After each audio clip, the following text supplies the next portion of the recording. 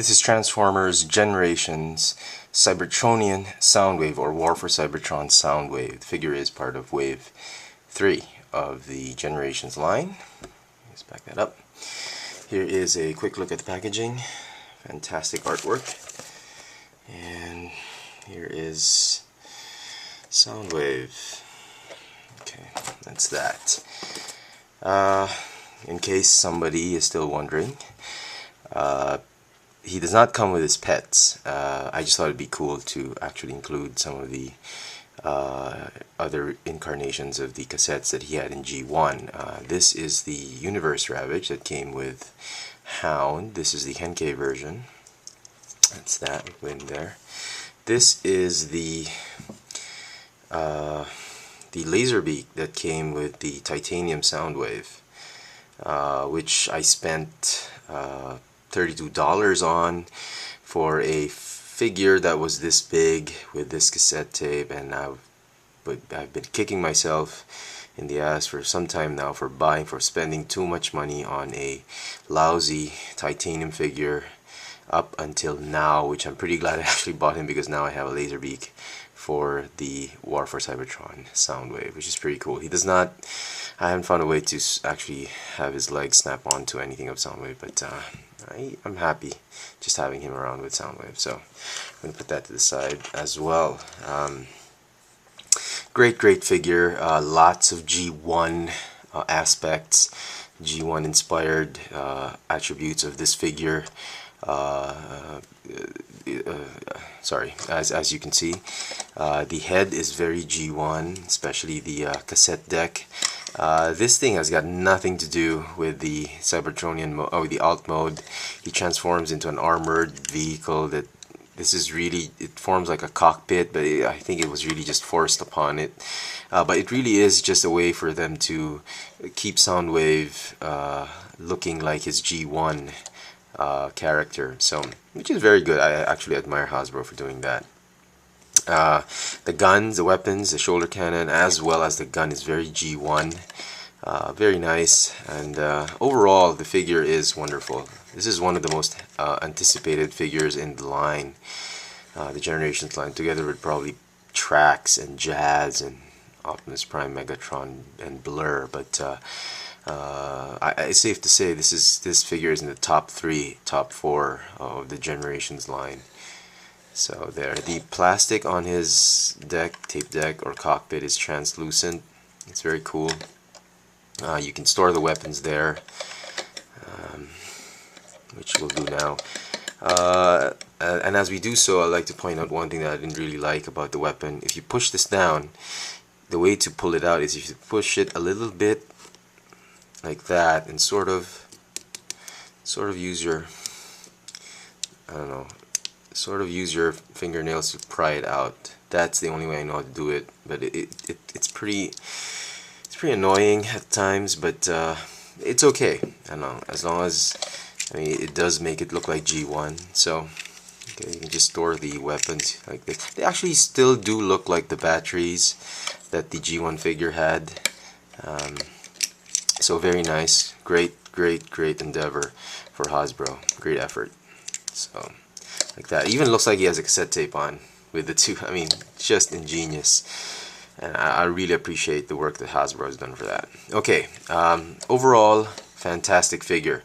A few comments. I'm still not over the fact that he's a very gangly looking, straw looking Soundwave. He's got these long thin legs and thighs. Even his arms are quite thin, and then his feet are like really big clown feet that are, they provide great balance and support for the figure. You can get him in various poses, but aesthetically, I don't know, wish they were a little bit smaller. They form the roof of the vehicle, so I don't know. For me, it's they could have improved on it, but otherwise it's a great figure. Oh, at least on my figure, some quality issues. The neck is a little bit tight, but that's okay. Some paint quality issues on the eyes, on the face mask, and here in some of the figures that I've seen, this was the best one I actually saw, which had very little paint scratches on it. But you know, a very normal Hasbro thing. The big thing that really annoyed me with this figure, at least for my figure, is that this joint, every time I swivel it, just pops off. There's something wrong with the joint. It wasn't molded properly, at least on my figure. I'm sure all you guys out there have excellent figures. This one will swivel this way, but when you swivel it this way, it just pops off. The same thing happened with this fist. It took me forever just to pop this thing back on because it just kept on popping off, just like that. This fist, this other fist, and this bicep swivel is perfectly fine. So I don't know what's up with that. So I'm not gonna risk I'm not gonna show you popping this thing off because it just took forever to pop it back on. So very nice. I like the fact that at least the wrists do swivel, so he doesn't have to have these bicep curling forearms all the time.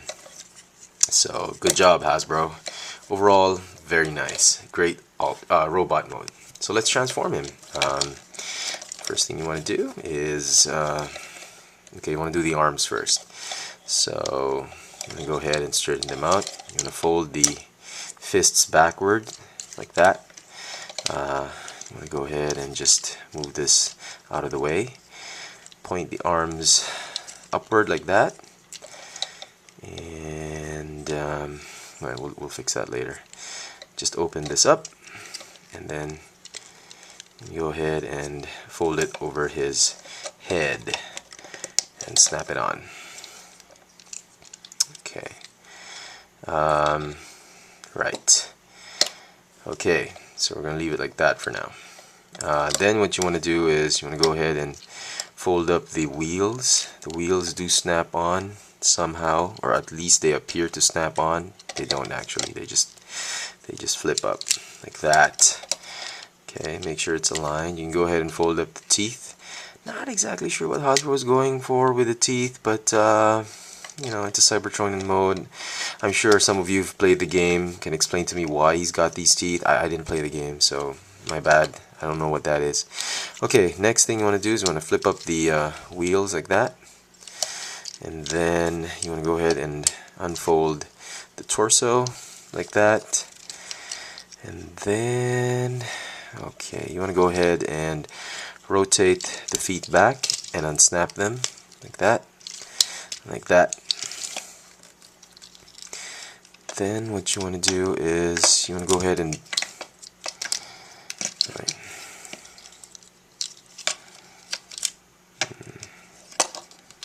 okay. Oh, sorry. Okay. Now I know.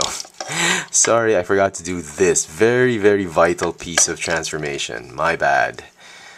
Alright. Thank you. That's what you get for not reading the instructions. Go ahead and fold out the heels. Okay. Go ahead and join that. Join the feet together. Now this is where it gets really ugly. The transformation, somehow you're supposed to, this one forms the roof, and you can do it one at a time. I think that's best, because doing it at the same time is not going to happen. Okay. And then just snap it in. Now here's the last bit of quality issue that I did not like on this figure, at least on my figure. This tab was a little bit too big for the hole right there, and it would not stay in. I had to get a box cutter and sort of shave off some of the tab so that it would actually hold the flap, the roof on it, like so. So now you see it stays on, but when I first opened this thing, it would not stay on. For the life of me, I could not get it on unless I shaved it. Now that I've shaved it, it's fine. It's, well, quality issue, forgivable. The only thing I didn't really get was really the swivel joints of the bicep and the fist.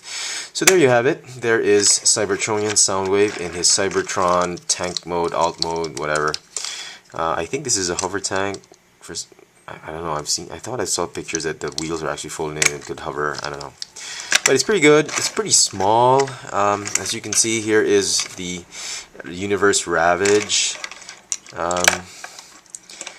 Pretty tiny. It's about as small as, I'm sorry I don't have the Cybertronian Bumblebee. It's about the same scale as Cybertronian Bumblebee. But then again, you know, it's still a pretty awesome figure. So there you have it. Transformers Generations Cybertronian Soundwave. Thanks for watching.